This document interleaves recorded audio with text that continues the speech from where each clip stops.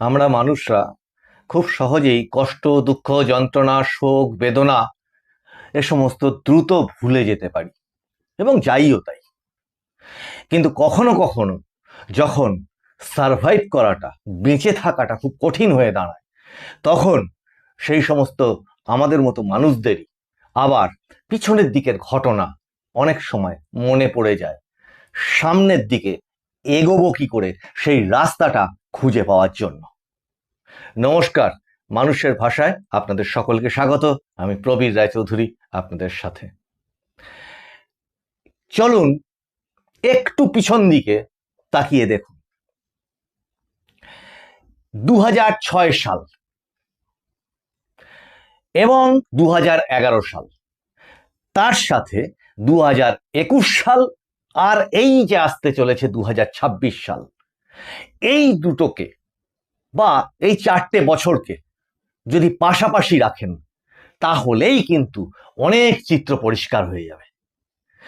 হবে কি হবে না এই 2026-এ কি হতে চলেছে সে তো ভবিষ্যতের গর্ভে রয়েছে। মানুষের আঙুল ইভিএম এ ঠিক কোথায় গিয়ে পড়বে, কতটা পড়বে, কত সংখ্যায় পড়বে, সে সমস্ত হিসাব নিকাশের ওপর। কিন্তু যদি বলেন যে ধুস কিচ্ছু হয় না, তাহলে প্রশ্ন হচ্ছে যে ওই 34 বছরের বাম শাসন, সেটা পরিবর্তন কি করে হয়েছিল। দেখুন, 2006 সালে কিন্তু এই এখনকার তৃণমূল কংগ্রেসের নেত্রী মমতা বন্দ্যোপাধ্যায়, একটু স্মরণ করাচ্ছি 2-1 মিনিট সকলকে, এই মমতা বন্দ্যোপাধ্যায় কিন্তু ছিল এনডিএতে, বিজেপি লেড এনডিএতে ছিল, এবং তখন লোকসভাতে তৃণমূল কংগ্রেসের এমপি ছিল একজন, সেটি ওই মমতা বন্দ্যোপাধ্যায়। সালটা 2006-এর ওই বিধানসভা ইলেকশনের কথাটা বলছি। এবং তখন মানে কেন্দ্রে কি চলছে, ইউপিএ গভর্নমেন্ট চলছে, মনমোহন সিং প্রধানমন্ত্রী। আজকে তারা ওই মমতা বন্দ্যোপাধ্যায় এবং কংগ্রেস এরা বন্ধু হয়ে গেছে, আইএনটিআইএ জোট হয়ে গেছে। আরো আশ্চর্যের বিষয় আছে, সেটা কি খেয়াল করে দেখুন যে 2006 সালে মূলত ভোটের আগে এই তৃণমূল কংগ্রেস কিন্তু প্রচুর পরিমাণে আন্দোলন করে একটা আশা কিন্তু মানুষের মধ্যে জাগিয়েছিল, এরকম যে যা এবার বোধহয় সিপিএম বা বামফ্রন্ট হেরে যেতে পারে। তাদের সাথে বিজেপির একটা আন্ডারস্ট্যান্ডিং ছিল তখন। কিন্তু ফলাফল কি হয়েছিল? ফলাফল হয়েছিল মানে টিএমসির তরফ থেকে যদি দেখা হয় বা বাম বিরোধীদের তরফ থেকে, বামফ্রন্ট সারা জাগানো মেজরিটি নিয়ে 294 এর মধ্যে 234টা আসন নিয়ে ফিরে আসে 2006 সালে। বুদ্ধদেব ভট্টাচার্য তিনি মুখ্যমন্ত্রী হন। 30টা মাত্র আসন পেয়েছিল তৃণমূল কংগ্রেস, এবং তার সাথে আরো কংগ্রেস কিছু পেয়েছিল, সেগুলো ছেড়ে দিলাম। আর যদি 2021 সালের অবস্থানটা দেখেন, সেই হিসেবে 2021 সালে কিন্তু বিজেপি ঠিক ততটাই সাড়া জাগিয়েছিল যে তৃণমূল কংগ্রেসের সরকার উল্টে যেতে পারে। অনেকেই ভেবে নিয়েছিলেন, যদিও সেখানে বিজেপি অতটা ভালো না করতে পারলেও 77-এ গিয়ে আটকে যায়। অন্তত সংখ্যার বিচারে যদি দেখা হয়, তাহলে 2006-এর টিএমসির 30টা বিধায়কের তুলনায় 2021-এর বিজেপির 77টা বিধায়ক অবশ্যই বেশি। যারা সংখ্যা নিয়ে আলোচনা করতে ভালোবাসেন তাদের জন্য বলছি।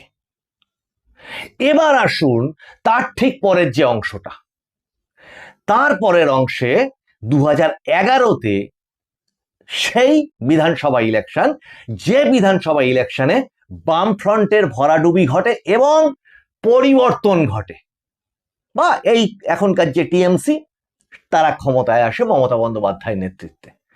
মাঝখানে কি গেল? মাঝখানে কিন্তু আপনারা যদি খুব ঠান্ডা মাথায় ভেবে দেখেন, বামফ্রন্টের বিরুদ্ধে মানে চিরকালীন যে সমালোচনাগুলো, সেই সমালোচনাগুলোর মধ্যে আমি কয়েকটা প্রমিনেন্ট সমালোচনা তুলে আনছি। যে সেই মরিচঝাপি গণহত্যাকাণ্ড ধরুন, সাঁইবাড়ি হত্যাকাণ্ডের কথা ধরুন, আনন্দমার্গী হত্যাকাণ্ডের কথা ধরুন, এ বাদে এই যে আগের যে অংশগুলো 2011 ইলেকশনে কিন্তু এইগুলো মানুষ মানে মূল ইস্যু ছিল না। তার বদলে 2011-তে মূল ইস্যুগুলো ঝট করে মানে চোখ বন্ধ করে বলে দেওয়া যায় কি কি। যেমন ধরুন নন্দীগ্রাম যে ঘটনা, 21শে জুলাইয়ের গুলি চালনার ঘটনা, নন্দীগ্রামের গুলি চালনার ঘটনা এবং সিঙ্গুর আন্দোলন, এগুলো তো চলছিল, অনগোয়িং এর একটা প্রভাব ছিল এবং ধীরে ধীরে বামফ্রন্ট সরকার কিন্তু ক্রমশ চাপে পড়ছিল। ঠিক ভুল আলোচনার ঠিক এর পরের অংশটায় আসছি, কিন্তু চাপে পড়ছিল বামফ্রন্ট সরকার। তারপর যদি বলেন ওই আমলাশোল কাণ্ড, যেখানে মানুষজন ওই পিঁপড়ের ডিম খেয়ে বেঁচে থাকা, এরকম একটা দুর্ভিক্ষের মতো পরিস্থিতি যেটা সংবাদের শিরোনামে উঠে আসে, তার সাথে যোগ দিন রিজওয়ানুর কাণ্ড। এটা একটা বড় আলোড়ন তৈরি করেছিল যখন ভোট প্রায় মুখোমুখি, আর একদম ভোটের একদম মুখে বলা যায় নেতাই কাণ্ড, যে না এরা শোধরাবার না, মানুষের মনের মধ্যে এটা দানা বেঁধে গেল। এবার এর পিছনে কারা ছিল, এর পিছনে কিষাণজির হাত কতটা ছিল, কিভাবে তারা টিএমসির পাশে দাঁড়িয়েছিল, এবং তৎকালীন মমতা বন্দ্যোপাধ্যায় কাঁড়ি কাঁড়ি ফাইল, যদিও সেই ফাইলগুলোর মধ্যে কি ছিল কেউ কোনোদিন দেখতে চায়নি বা দেখতে পায়ওনি।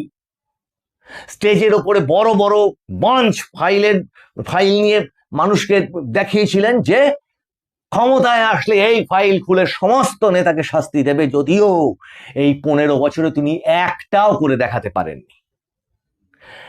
এইবার যদি আসেন তার কম্প্যারিজনে যদি আসেন যে 2021-এর পর থেকে এই 2026 যে চলছে এখন এবং ভোটের ঠিক মুখে, এই জায়গাতে কি কি ঘটে গেল, ওর সমতুল কি এইগুলো, যেখানে গোটা শিক্ষা ব্যবস্থাটা শেষ হয়ে গেছে, 8,000-এর ওপর স্কুল উঠে গেছে, বাকিগুলো টিম টিম করে জ্বলার মতো।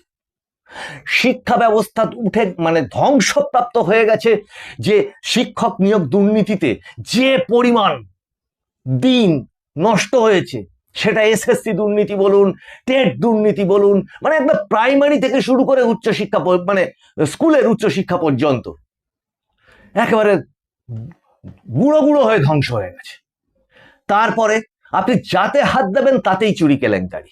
কোভিডের মধ্যে যেখানে মানুষ না খেতে পেয়ে, শুধু না, একজন মানুষ ভাবছে আর একজন মানুষ, আমার যদি ছোঁয়া লেগে যায় ওই মানুষটা, আমার প্রিয় মানুষটা, আমার ছোঁয়াতে যদি আর আমার প্রিয় মানুষটা মারা যায়, এই রকম ভয়ঙ্কর যেখানে অবস্থা, যেখানে বেঁচে থাকাটাই কোনো গ্যারান্টি নেই, যেখানে মানুষ প্রিয়জন মারা গেলে তার মুখটা পর্যন্ত দেখতে পাচ্ছে না, সেই অবস্থাতে ঘটেছে রেশন দুর্নীতি।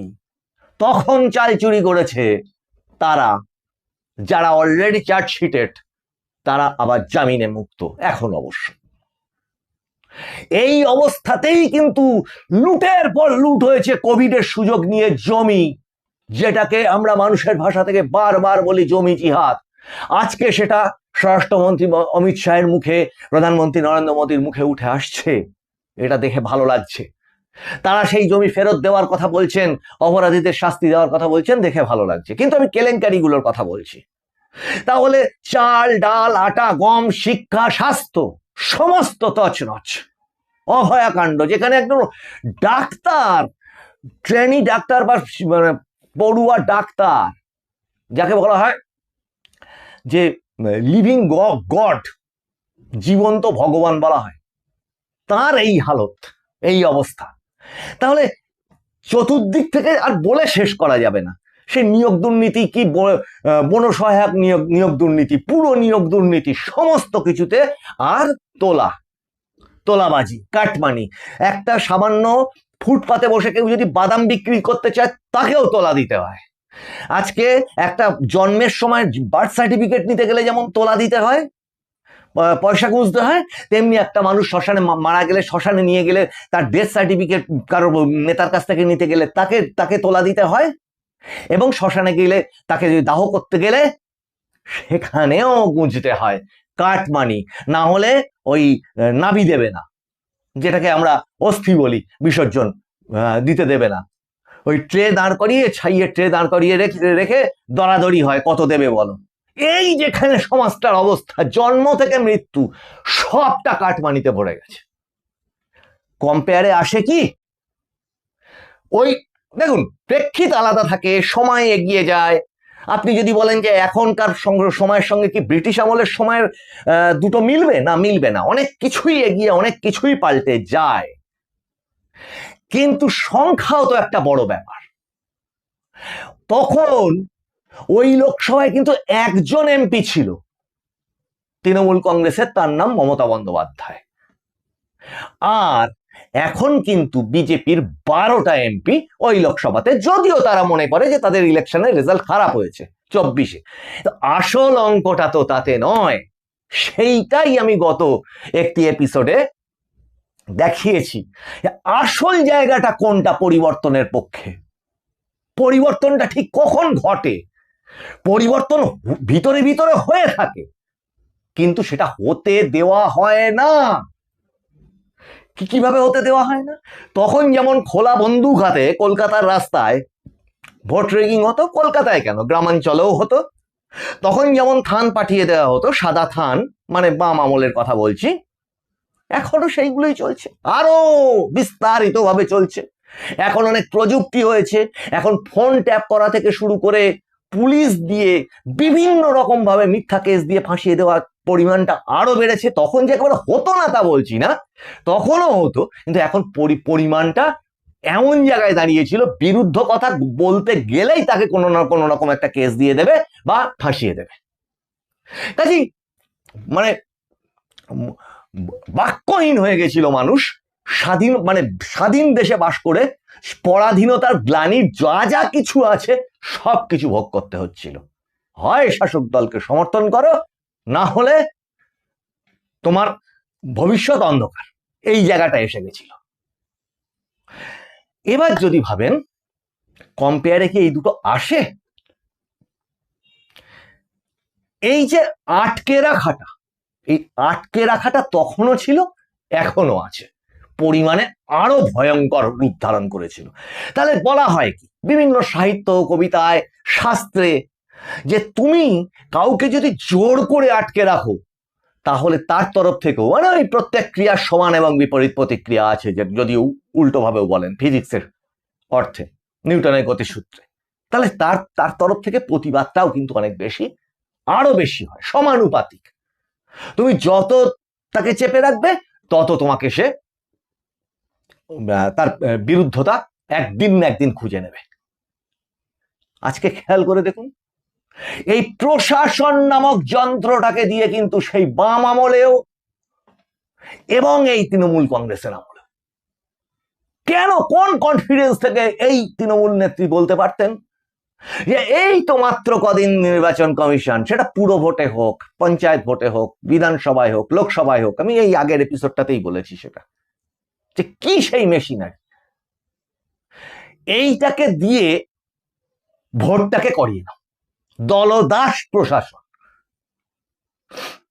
এবং যারা ভোটটা করতেন তাদের মধ্যে অনেক সৎ মানুষ আছেন, যারা চাইলেও তার এদিক ওদিক করতে পারতেন না। তার কারণ ওই একই, যে মোটামুটি তো বোঝা হয়ে গেছিল যে এরাই থেকে যাবে। কেন এরাই থেকে যাবে? এরা এই কারণে থেকে যাবে যে এই পুরো প্রশাসনটাকে দিয়ে কিন্তু এই ভোটটাকে পরিচালনা করতো, সেই বাম আমলেও হতো, এই তৃণমূল আমলেও তাই হচ্ছে।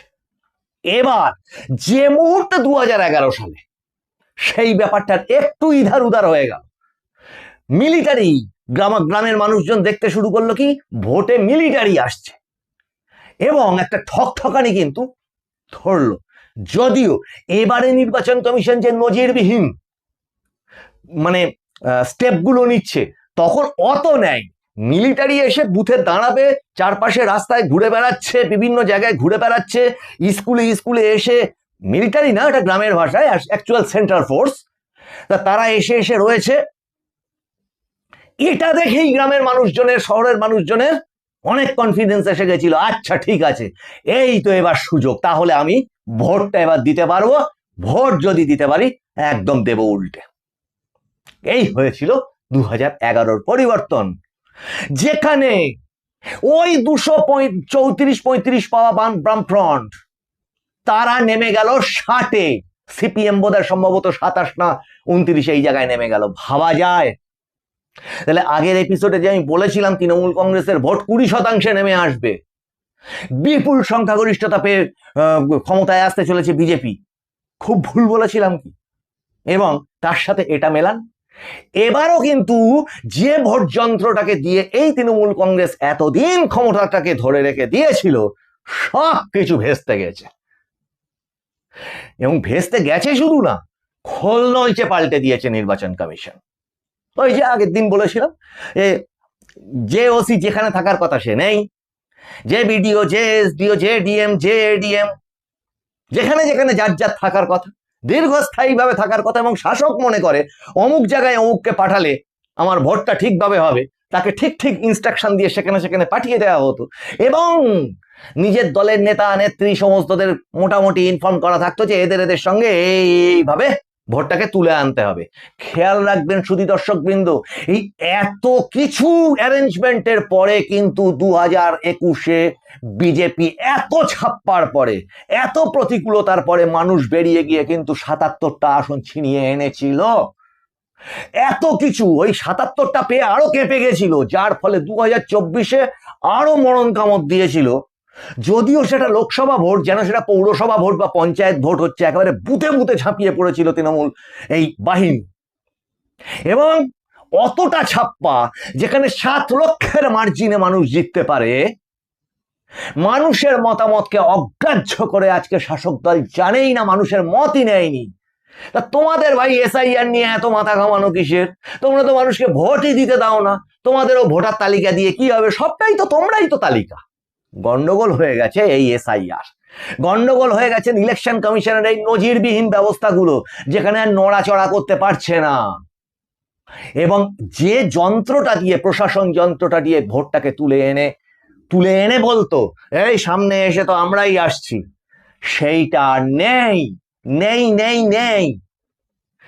তাই আগামী মাত্র 9 দিন আছে, এই 9 দিনে মানুষজন যদি এই টোটাল করাপশনটা, টোটাল অত্যাচারটা, মানুষকে যে মানুষকে স্পর্শ করেছে সেই মানুষ কিন্তু পরিবর্তন করাবেই করাবে। কারণ এই অরাজকতা একটু চোখ বুঝে একটা সাধারণ মানুষও বুঝতে পারবে যে এর পরে যদি এরা আসে, এরাই আবার ঘুরে আসে, তাহলে আর কি অবশিষ্ট থাকবে। শুধু দর্শকবৃন্দ, এপিসোড ভালো লাগলে আপনারা লাইক, শেয়ার, কমেন্ট করবেন, আপনারা সাবস্ক্রাইব করুন, আর আপনারা হাত খুলে লিখুন মানুষের ভাষার এই সুচিন্তিত দর্শক, সভ্য সুচিন্তিত দর্শক মণ্ডলী মানে একটা সভ্য সুন্দর সমাজের মতো গড়ে উঠছে। আপনারা একটু শেয়ার করুন, যাতে আপনাদের কমেন্টগুলো এই এপিসোডের সাথে শেয়ার হতে হতে অনেক মানুষের চোখে পড়ে, অনেক উচ্চস্তর সংস্থা বা যে সমস্ত জায়গাগুলো আমাদের দেশের নীতি নির্ধারণ করে তাদের চোখে গিয়ে পৌঁছতে পারে। আপনাদের সঙ্গে আবার দেখা হবে সামনের এপিসোডে। আপনারা নজর রাখুন মানুষের ভাষার পর্দায়। মানুষের ভাষা সবার মনের কথা বলে। নমস্কার।